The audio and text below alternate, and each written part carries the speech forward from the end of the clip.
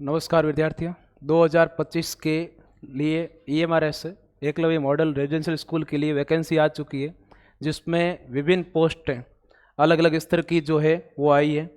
इस वैकेंसी की डिटेल से बात करें तो इसमें जो जो पोस्ट्स आई है, सबसे पहले फ़ीस की बात कर लेते हैं, क्योंकि इसमें फ़ीस रेशियो थोड़ा सा आया रहता है और हर एग्ज़ाम इसमें 2 टीयर में होगा, जिसमें टीयर 1 जो है वो भीड़ कम करने के लिए एक प्रोसेस है और दूसरा इसमें टीयर 2।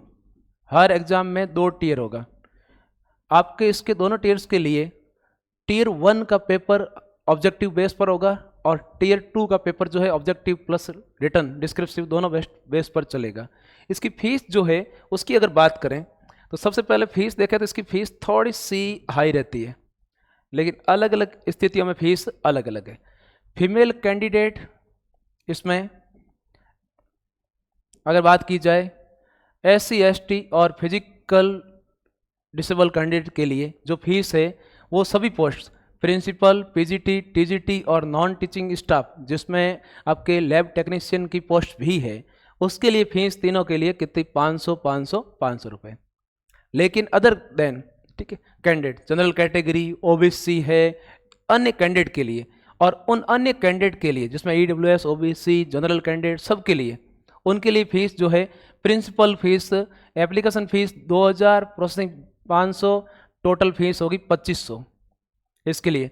तो प्रिंसिपल पोस्ट के लिए जो आपकी फीस रहेगी वो रहेगी 2500 और PGT और TGT के लिए जो फीस रहेगी वो रहेगी आपके 2500 और नॉन टीचिंग स्टाफ के लिए आपकी फीस रहेगी PGT के लिए 2000 और इसके लिए आपकी फीस रहेगी 1500।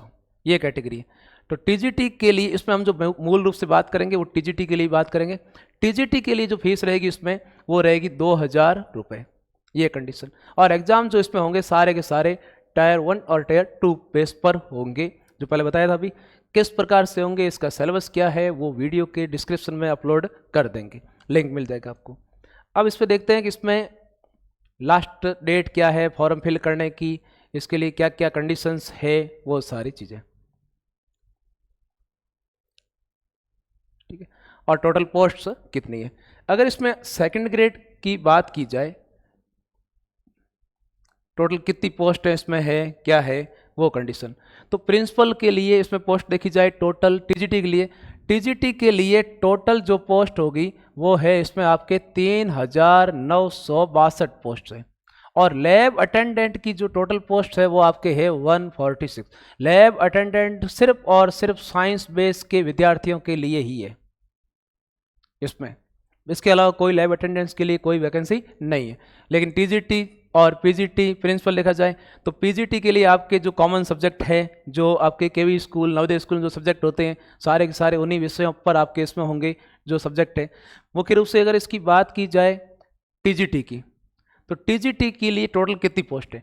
TGT साइंस की बात करें तो टोटल आपके पोस्ट है 408। कितनी पोस्ट है टोटल 408 पोस्ट है, जिसमें रिजर्व कैटेगरी के लिए, EWS के लिए, SC ST OBC जो भी ये सारी कैटेगरी अलग अलग डिवाइडेशन है इसके लिए। तो आपके इसमें TGT की टोटल पोस्ट अगर देखी जाए तो वो पोस्ट कितनी है इसमें 408 पोस्ट है इसमें आपकी। और इन 408 पोस्ट के लिए आपकी जो फीस रहेगी वो रहेगी इसमें 2000 रुपये और 2 टेयर में एग्जाम होगा इसके लिए, और बाकी अन्य रीजनल भाषा भी है। तो साइंस के लिए सिलेबस में क्या होगा, और दूसरा लैब अटेंडेंट के लिए देखा जाए तो इसमें आपका होगा 146 टोटल पोस्ट है।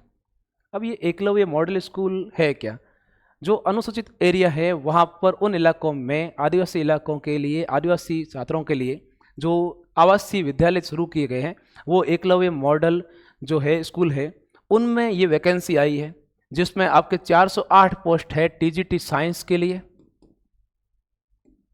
और लैब अटेंडेंट के लिए आपके 146 पोस्ट है इसमें।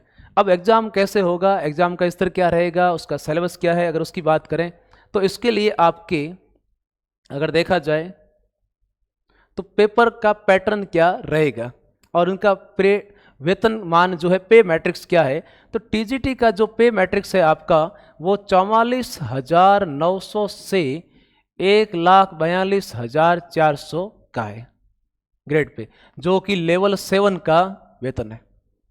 सेकंड ग्रेड पोस्ट के इक्वल पोस्ट है ये यहाँ पर इसके लिए। अब इसमें एग्जाम कैसे होगा, पैटर्न क्या रहेगा एग्जाम के लिए? तो टीजीटी के लिए एग्जाम पैटर्न की बात अगर की जाए तो टीजीटी का एग्जाम पैटर्न जो आपके होगा उसके लिए ये कंडीशन है। अब इसमें टियर 1 में क्या होगा और टियर 2 में क्या होगा, ये है टियर 1 के प्रोसेस।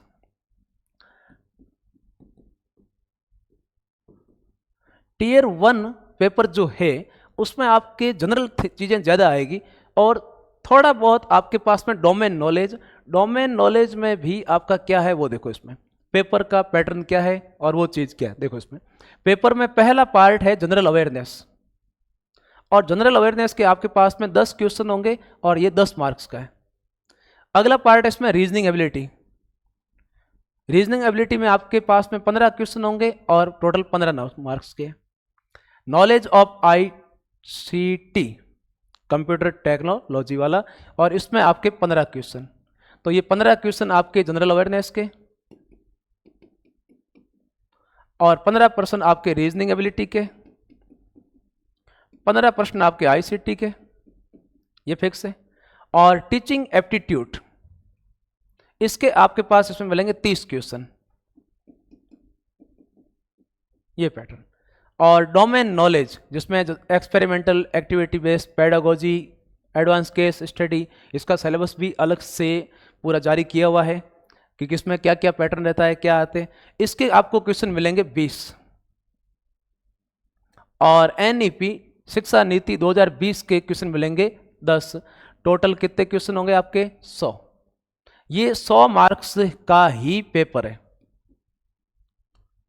पर इसमें एक चीज अलग से दी हुई है और वो है आपको इसका कंपलसरी पार्ट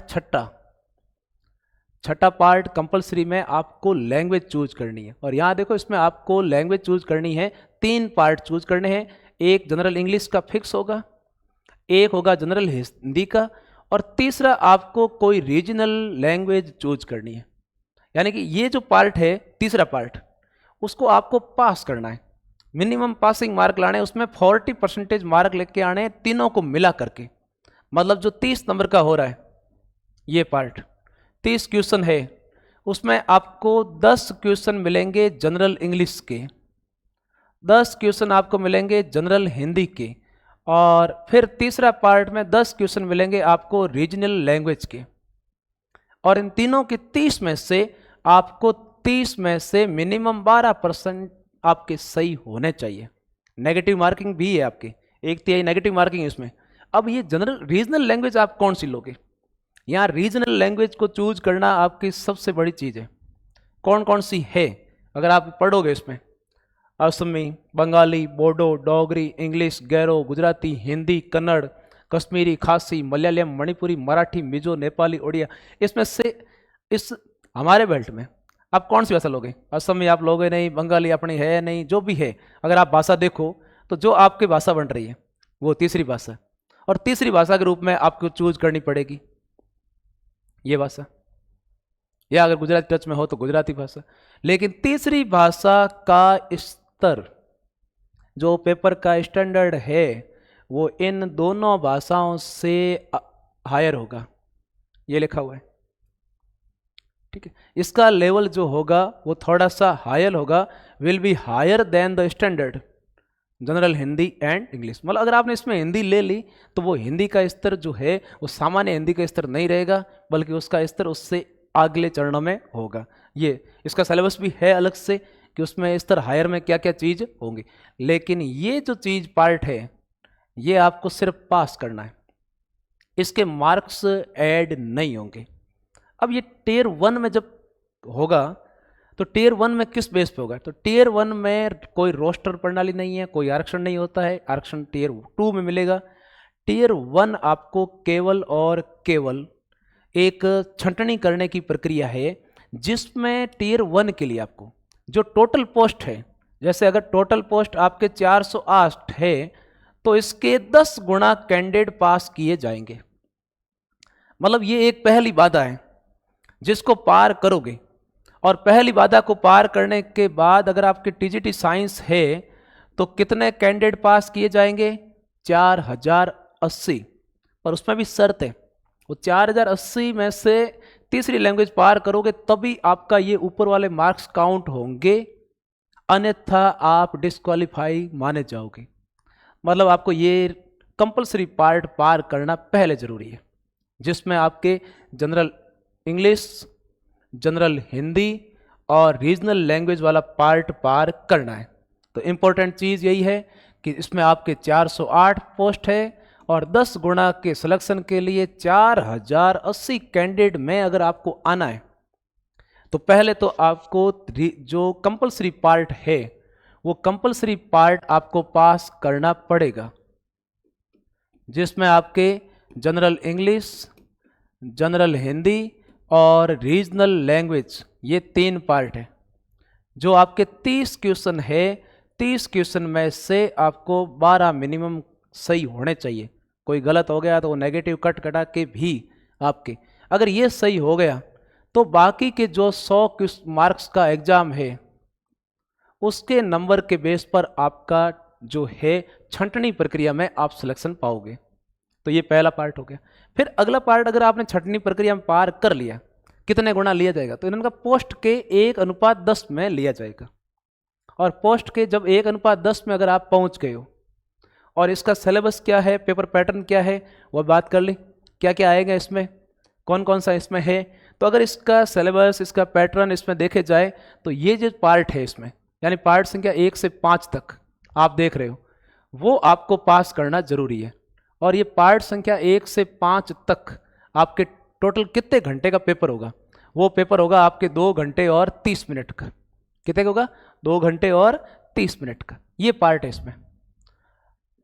2 घंटे 30 मिनट में आपका ये पूरा पेपर, जिसमें आपको ये 100 क्वेश्चन मेन प्लस ये 30 क्वेश्चन, टोटल 130 क्वेश्चन आपको मिलेंगे, वो करने।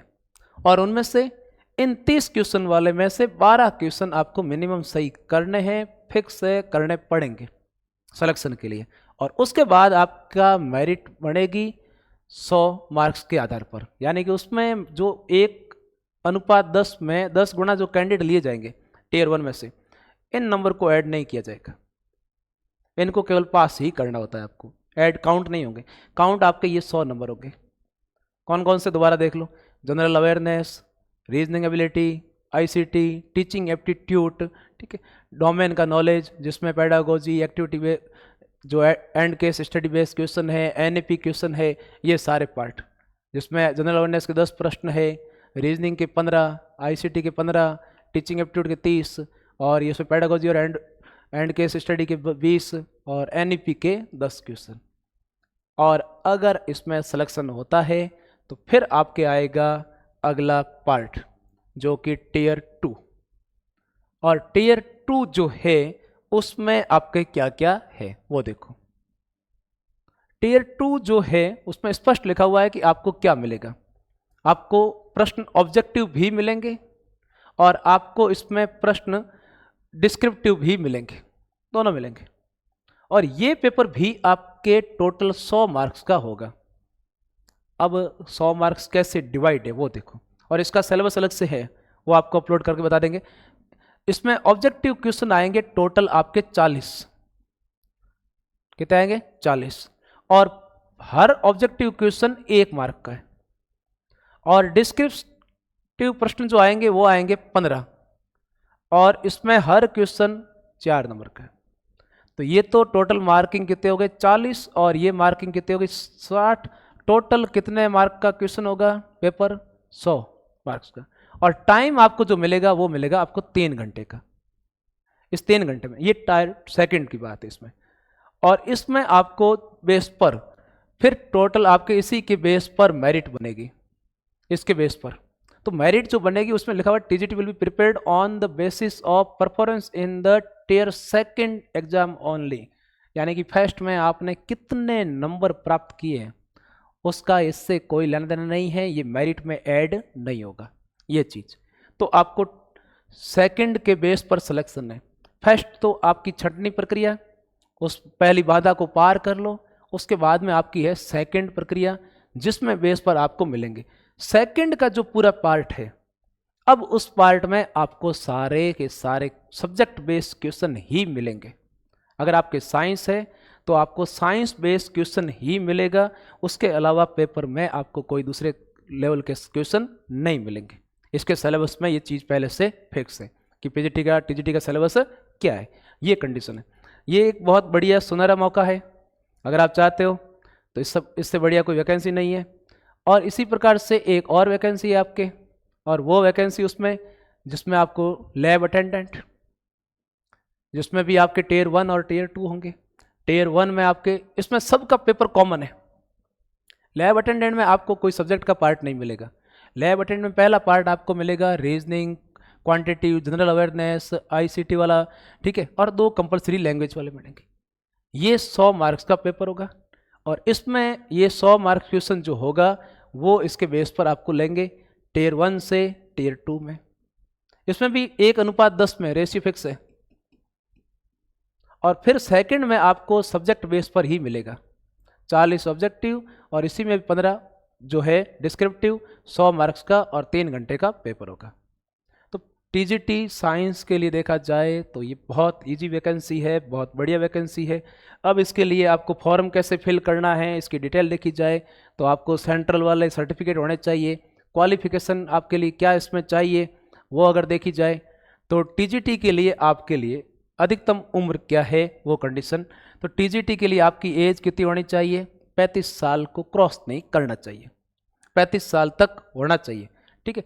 और इसके लिए आपका क्वालिफिकेशन अगर देखा जाए तो आपका बीएससी प्लस बीएड होना चाहिए, आपका बीएससी एंड बीएड अलग से होना चाहिए, और इसमें एग्रीगेट आपके परसेंटेज भी लिखे हुए हैं। बैचलर में कितने परसेंटेज होने चाहिए, 50% आपके इसके अंदर होने चाहिए, ये कंडीशन है सारी की सारी। आपके पास बीएड होनी चाहिए, उसके साथ में आपके साथ में बीएड प्लस एमएड वाली डिग्री होनी चाहिए। ये अलग अलग क्वालिफिकेशन है। और सबसे इम्पोर्टेंट इसके लिए आपको जिसकी ज़रूरत है वो है सी-टेट।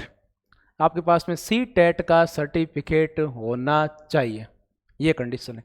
तो जो बेसिक है वो चीज़ें क्या क्या ज़रूरत है आपको, वो कंडीशंस क्या क्या है, तो ये पहला आपको चाहिए bachelor graduation degree in subject. जिस सब्जेक्ट के लिए आप अप्लाई कर रहे हो, साइंस के लिए कर रहे हो तो आपको साइंस के लिए बैचलर डिग्री होना चाहिए, ये कंडीशन। और बैचलर या ऑनर्स भी अलाउ है, 50% एग्रीगेट होना चाहिए, और उससे ऊपर वाली डिग्री आपके पास है तो भी आप अलाउड हो, ये कंडीशन। बीएड होनी चाहिए और सी-टेट भी होनी चाहिए, इसके बेस पर है। लेकिन अगर लैब अटेंडेंट की देखी जाए तो लैब अटेंडेंट आपका 12वीं पास के बेस पर है, उसके ऊपर नहीं है ये, ठीक है। ये लो, लैब अटेंडेंट अगर आपको देखा जाए तो आपके पास में 10वीं क्लास के बाद लेबोरेटरी टेक्निक का डिप्लोमा होना चाहिए, या आपकी 12वीं साइंस से होनी चाहिए। मतलब 10वीं प्लस लेबोरेटरी टेक्निक का डिप्लोमा होना चाहिए, या 10+2 स्टैंडर्ड जिसमें आपके साइंस स्ट्रीम से होनी चाहिए, किसी भी मान्यता प्राप्त इंस्टीट्यूट से। ये दोनों कंडीशन इसमें अप्लाई है। और लैब अटेंडेंट के लिए उम्र जो अधिकतम है वो कितनी होनी चाहिए, 30 साल तक की होनी चाहिए। तो ये बहुत ही शानदार वैकेंसी। इसके लिए आपके एग्जाम कब होंगे वो अलग से अपलोड किया जाएगा। इसमें उम्र में छूट भी है अलग अलग कैटेगरी के लिए, उसमें आधार पर उसके, ठीक है। ये कुछ डिप्लोमा परफॉर्म जो आपको बनाने पड़ेंगे। अगर आपको ओबीसी वाला है, ओबीसी, ईडब्ल्यूएस, सेंट्रल वाले परफॉर्म है, ये इसी में ही आपको बना के अपलोड भी करने होंगे, ठीक है। और सिलेबस आपको अलग से देखोगे तो टियर 1 का जो सिलेबस है, मेन टारगेट पहले टियर 1 होना चाहिए, उसके बाद में आपका टियर 2 होना चाहिए। तो जो टियर 1 है उसका तो पेपर लगभग सबका टीजीटी का कॉमन है, बस सब्जेक्ट के जो बेस के जो पार्ट है वो थोड़े से उसके अलग है। Thank you.